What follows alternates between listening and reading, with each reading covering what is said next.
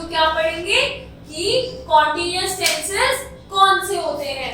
अभी हमने last chapter में क्या पढ़ा है कि सिंपल टेंसेस कौन से होते हैं, इंडेफिनिट टेंसेस। आज हम लोग क्या पढ़ेंगे, कॉन्टिन्यूअस टेंसेस क्या क्या होते हैं।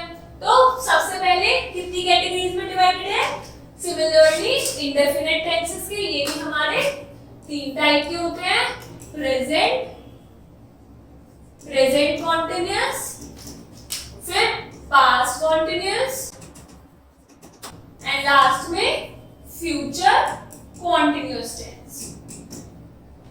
तो सबसे पहले हम क्या पढ़ेंगे कि प्रेजेंट कॉन्टिन्यूअस टेंस कहाँ यूज होते हैं और वो कैसे फॉर्म होते हैं।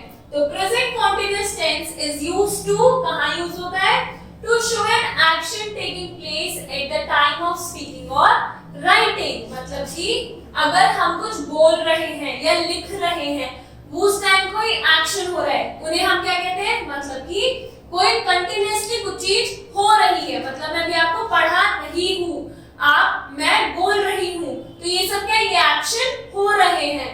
तो for example my mother is reading a magazine, मेरी जो मम्मी है वो क्या कर रही है, मैगजीन पढ़ रही है। तो कोई जो टास्क है वो उसी समय हो रहा है, वो होगा हमारा present continuous tense. The lion is roaring in the cage.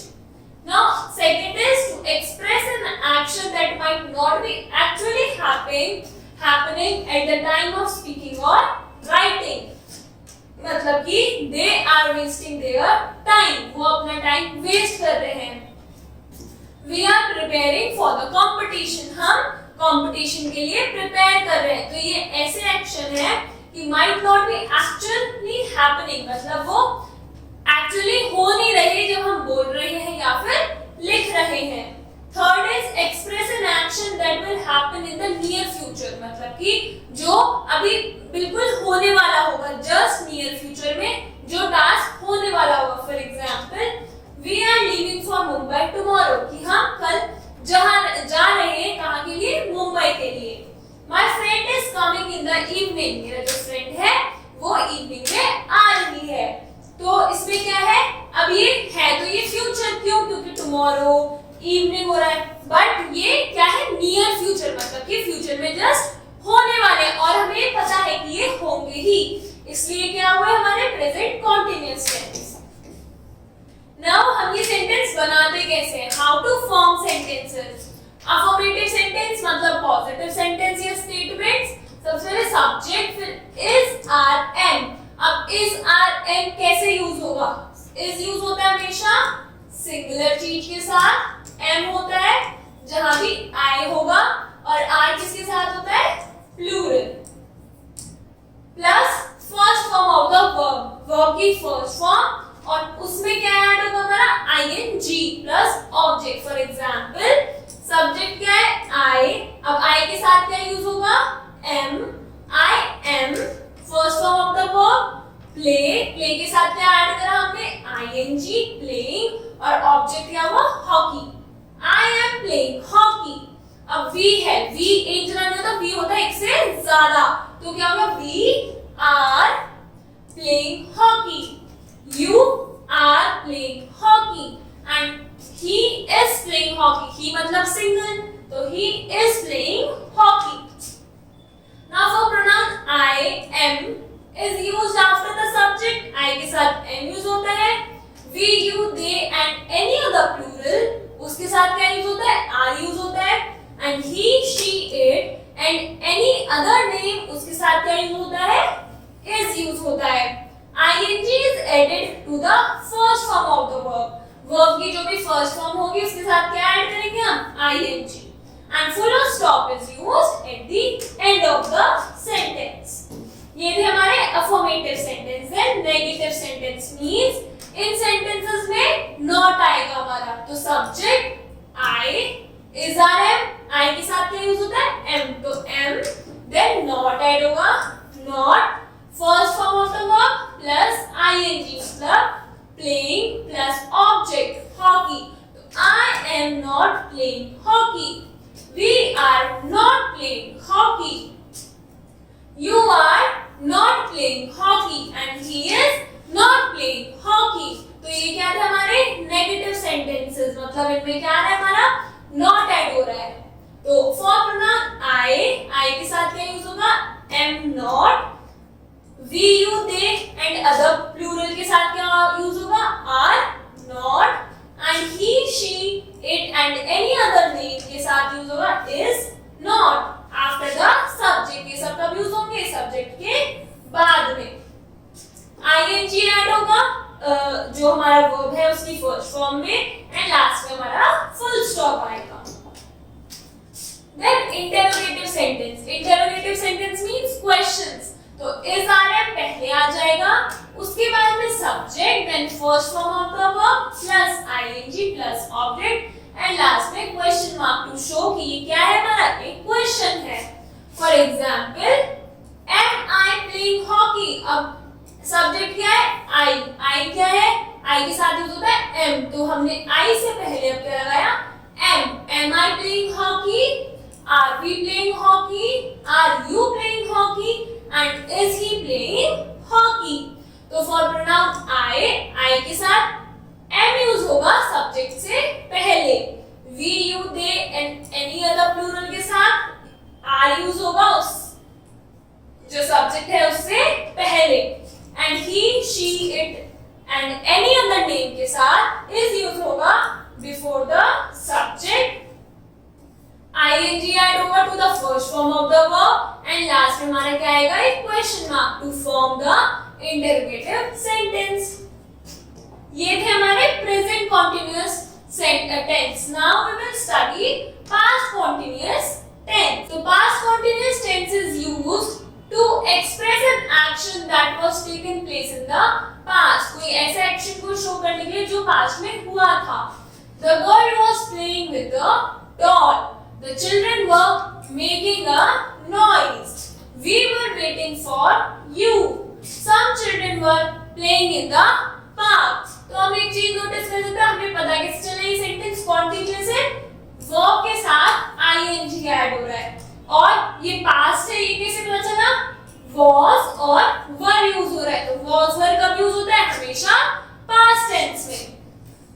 How to form sentence, सबसे पहले subject plus was and were। अब was यूज होता है हमारा सिंगल के साथ, एंड were यूज होता है हमारा प्लूरल के साथ।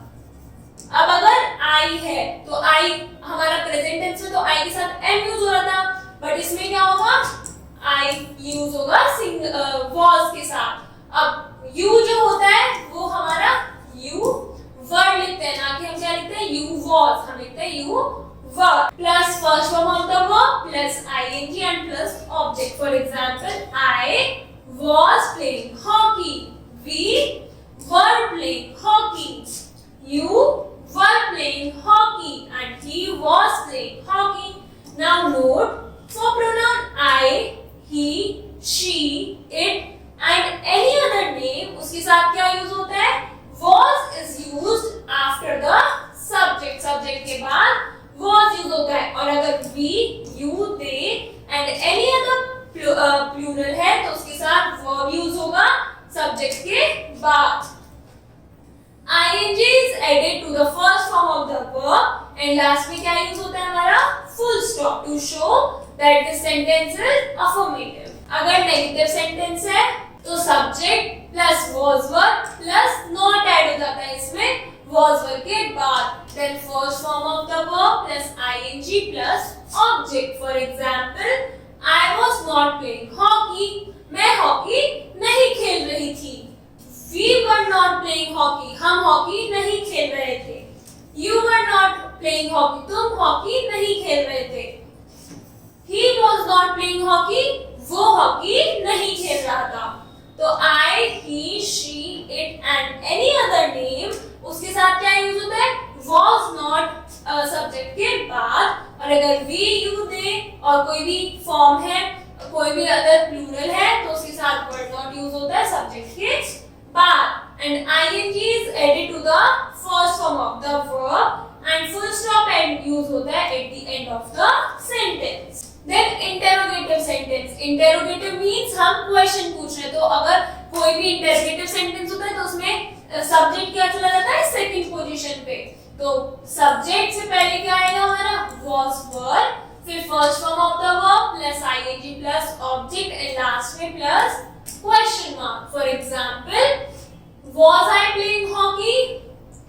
Were we playing hockey? Were you playing hockey? And was he playing hockey? तो हमने क्या करा, I से पहले लगाया was और I के जस्ट बाद क्या है हमारा verb की first form with ing. For pronouns I, he, she, it and any other name, was is used before the subject. Was subject से पहले यूज होगा.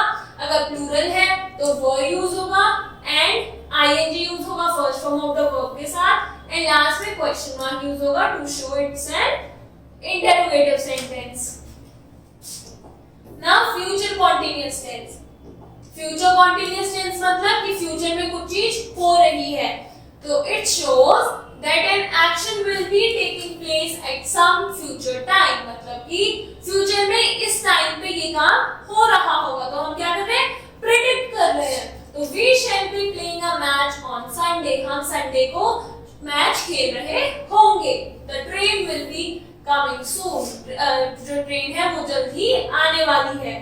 Second is to express an action that will be happening at a given time in future. अब इसमें हम क्या कह रहे हैं, हम एक पर्टिकुलर टाइम दे रहे हैं कि इस टाइम पे जरूर होगी चीज. I know he will be helping you. I think he will be going to Delhi tomorrow. कि वो tomorrow इस टाइम कहाँ जा रहा होगा, दिल्ली जा रहा होगा. Third is to express actions in the future that are already planned or that are expected to happen in the normal course. मतलब कि अगर कोई visit है, कोई event है, कोई function है, तो वो फ्यूचर में इस टाइम पे होने वाला ही होगा. तो that will be in future continuous tense. We shall be visiting the zoo next week. हमें पता है हम क्या करेंगे, विजिट, जू विजिट करेंगे. कब करेंगे, next week. My uncle will be coming today. Now ये सेंटेंसेस बनते कैसे हैं, तो affirmative sentence means positive sentence. Subject plus shall will plus be plus first form of the verb plus ing plus object. तो सब्जेक्ट क्या होता है हमारा, नाउन या फिर प्रोनाउन. तो I, then shall and will. तो shall यूज होता है I के साथ और किसके साथ, we के साथ. बाकी के साथ क्या यूज होता है, will यूज होता है. तो shall be and verb first form of the verb plus ing playing hockey.